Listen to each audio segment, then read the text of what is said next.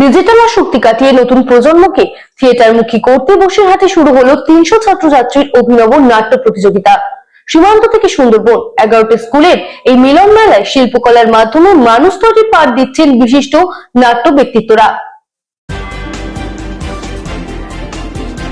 উত্তর ২৪ পরগনা সীমান্ত থেকে সুন্দরবনের প্রান্তিক অঞ্চল পর্যন্ত বিস্তৃত ১১টি স্কুলের প্রায় ৩০০ জন ছাত্রছাত্রীকে নিয়ে এক অভিনব আন্তঃবিদ্যালয় নাট্য প্রতিযোগিতার আয়োজন করল বসিরহাট সাত্ত্বিক নাট্য সংস্থা।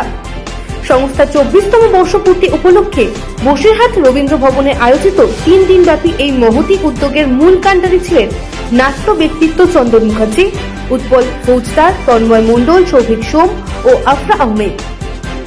বর্তমান ডিজিটাল যুগে যখন নতুন প্রজন্ম মোবাইল, হোয়াটসঅ্যাপ ও ফেসবুকের নেশায় মগ্ন হয়ে সামাজিক ও মানসিক বিকাশে পিছিয়ে পড়ছে, ঠিক তখনই তাদের সমাজের মূল স্রোতে ফিরিয়ে আনতে এবং বাস্তবমুখী মানুষ হিসেবে গড়ে তুলতে এই থিয়েটারমুখী প্রয়াস। আয়োজকদের মতে কৃত্রিম বুদ্ধিমত্তা বা এআই এর ভিড়েও খোলা মঞ্চে রং তুলি আর মেকআপের সাহায্যে জীবন্ত চরিত্র ফুটিয়ে তোলার যে শৈল্পিক আনন্দ তা অবিনশ্বর।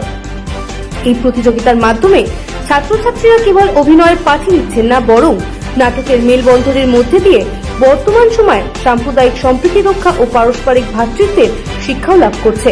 মূলত নতুন প্রজন্মের সৃজনশীল প্রতিভার বিকাশ ঘটিয়ে তাদের সুস্থ সংস্কৃতির কারিগর হিসেবে গড়ে তোলাই এই বর্ণাঢ্য আয়োজনের প্রধান লক্ষ্য। ব্যুরো রিপোর্ট, রাজধানী নিউজ নেটওয়ার্ক।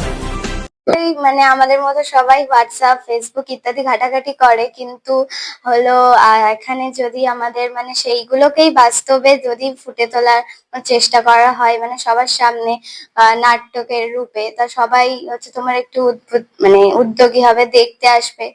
তাই মানে হ্যাঁ, শারীরিক এবং মনের বিকাশ ঘটবে। তাই হচ্ছে তোমার এই সব স্কুল থেকে আমাদের মতো সবাই এসে নাটক মানে পারফরমেন্স করছে। তাই এর আগে কোনোদিন করেছো না? না, আমি করেছি, আমি নাটক শিখতে করেছি। আর সহপাঠীরা আসে কেমন লাগছে? হ্যাঁ, ভালো লাগছে, সবার মানে আনন্দ করতে পারবে, মজা করতে পারবে। আমার নাম সুমিতা দে। প্রথমত এই ইভেন্টটা বসিরহাটে প্রথম। বসিরহাটে এই স্কুল থিয়েটার কম্পিটিশন বা আন্তঃবিদ্যালয় প্রতিযোগিতা কখনো হয়নি এর আগে। এইটা স্কুলের যে বাচ্চারা, স্কুলে যারা পড়ে তাদের মধ্যে একটা নাটকের প্রসার বা স্টুডেন্ট এবং থিয়েটারের যে সম্পর্ক, সেই সম্পর্কের যাতে আরো ব্যাপ্তি ঘটে, সেই কারণে এই উদ্যোগ। এই উদ্যোগের মধ্যে দিয়ে নতুন প্রজন্মের বার্তা, বিশেষ করে আমরা যখন বিশেষ ফেসবুক বা সোশ্যাল মিডিয়ায় অনেক বেশি সময় কাটাচ্ছি, বিশেষ করে রিলস বা স্টোরি ইত্যাদি ইত্যাদি বিষয়গুলোতে অনেক বেশি সময় কাটাচ্ছি, সেই সময় আমরা পড়াশোনা বা থিয়েটার বা একটা গঠনমূলক বা কোনো সাংস্কৃতিকমূলক কাজে কিন্তু সময় দিচ্ছি না, কারণ টেকনোলজি যে জায়গায় দাঁড়িয়ে। সেইখান থেকে একটা উদ্বুদ্ধ করার একটা ক্ষুদ্র প্রচেষ্টা, কিছুটা হলেও কিছুটা দিন এরা তাতে ইনভলভ থাকবে, তারা রিহার্সাল করবে, পড়াশোনার মধ্যে থাকবে। সেই জন্যই এটা করা, যাতে অন্তত সোশ্যাল মিডিয়া থেকে একটু হলেও ঘুরিয়ে থিয়েটারে তারা ইন্টারেস্টেড হয় বা থাকতে পারে, থিয়েটারের মধ্যে থাকতে পারে।